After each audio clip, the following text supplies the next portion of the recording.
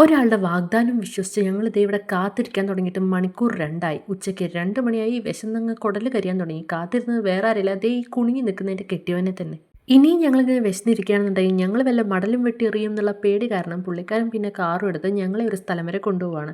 ഇവിടെ അടുത്ത് ആറ്റാശ്ശേരി എന്ന് പറയുന്ന സ്ഥലത്ത് ഒരു കള്ള് ഷാപ്പുണ്ട്. എരിവും പുളി എന്നാണ് പേര്. അവിടെ തന്നെ ഒരു ഭക്ഷണശാലയുണ്ട്. സോ അങ്ങോട്ടേക്ക് ഫുഡ് കഴിക്കാൻ കൊണ്ടുപോകാമെന്ന് പുള്ളിക്കാരൻ കുറേ ദിവസമായി പറയുന്നു. ആൻഡ് ഇനി റാഞ്ചിയിലോട്ട് പോകാൻ ഒരു ദിവസം കണ്ടേ ബാക്കിയുള്ളൂ.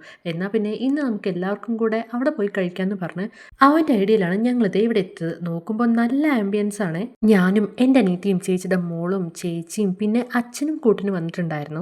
ആൻഡ് എൻ്റെ അനിയത്തി ഉൾപ്പെടെ ഇവരെല്ലാവരും സംഘം ചേർന്ന് ആക്രമിക്കുന്നത് എന്നെയാണ്, എന്നെ മാത്രം. ഒരു നേരത്തെ ആഹാരം കിട്ടാൻ ഞാൻ എന്തൊക്കെ സഹിക്കണം. കുറച്ച് സഹിച്ചേക്കാം, അല്ലെങ്കിൽ പിന്നെ അടുത്തവണ ഇവർ എന്നെ കൂട്ടാതെ പോയാലോ.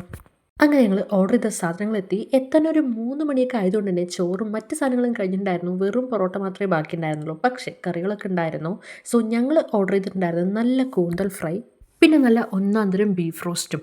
എൻ്റെ പൊന്നു മക്കളെ, അടിപൊളി ടേസ്റ്റാണ്. കുറച്ച് നേരം എയർലായാലും എന്താ, ഇതുപോലെ നല്ല അടിപൊളി ഫുഡൊക്കെ കിട്ടുകയാണെങ്കിൽ ഞാൻ എന്തും സഹിക്കാൻ തയ്യാറാണ്.